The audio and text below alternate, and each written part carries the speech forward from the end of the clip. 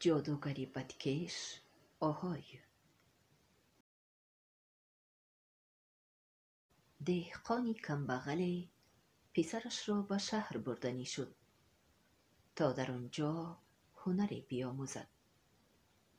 کم رفتند یا زیاد به سری چشمه رسیدند و خواستند کمی استراحت بکنند. آهای، آهی کشید پیرمرد. همین وقت کوهپاره روبروی چشمه به دو قسم جدا شد و از آنجا موی سفید ریش درازی برآمد. کی مرا دعوت کرد؟ آهای، این من.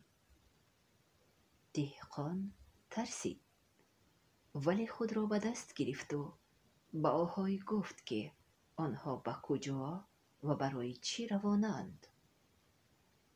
موی سفید ریش دراز به دهقان گفت بچه‌ات را در نزد من مان. من او را هنر می آموزم، هنرمند می کنم.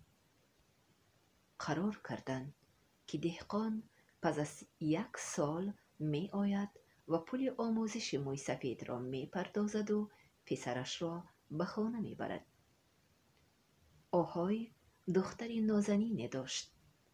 دخترک به جوان زیبا دل بست.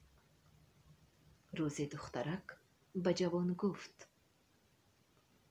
در آخر سال وقتی که پدرم از تو میپرسد که چی را آموختی، تو به پدرم بگوی که چیزی را نآموختی، وگرنه او تو را زنده نمیگذارد.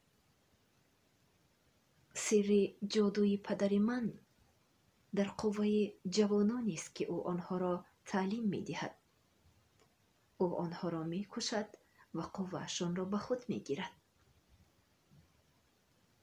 آموزش به آخر رسید و آهای جوان را به نزدش خواند و پرسید خوش، بگوی تو از من چی آموختی؟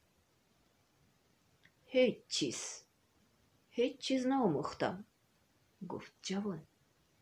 پدر جوان در وقت معین شده پول آموزش را آورد. آهای با او گفت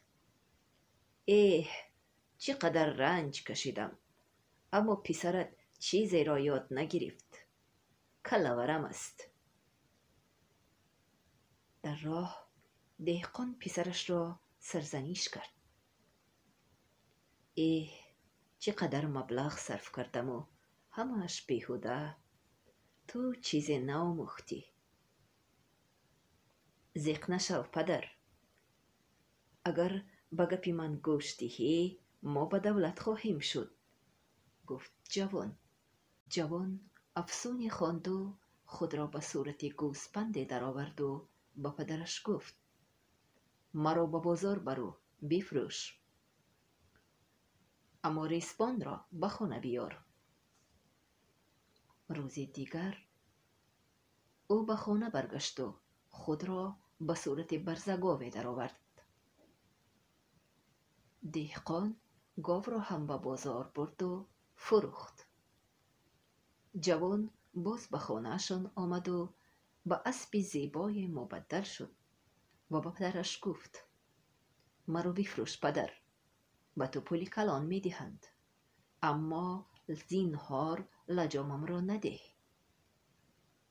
در بازار خریداران اسب آنچنان زیاد بودند که پیرمرد سر و حسابش را گم کرد. جادوگری بدکش آهای به شکل سوداگری آمد و اسب را از پیرمرد خرید. آهای از دهقان خواهش کرد که لجام اسب را به او بدهد.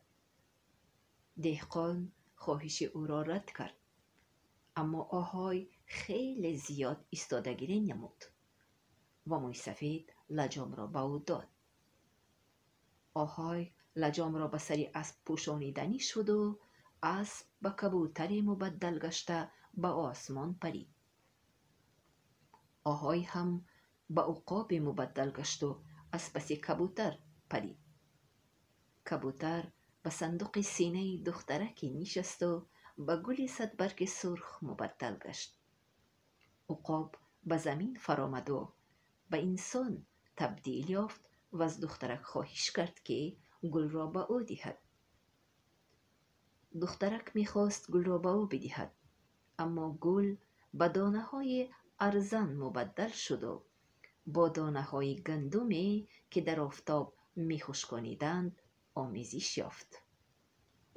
آهای زود خود را به خروسی مبدل کرد و به خوردن دانه های ارزان درآمد.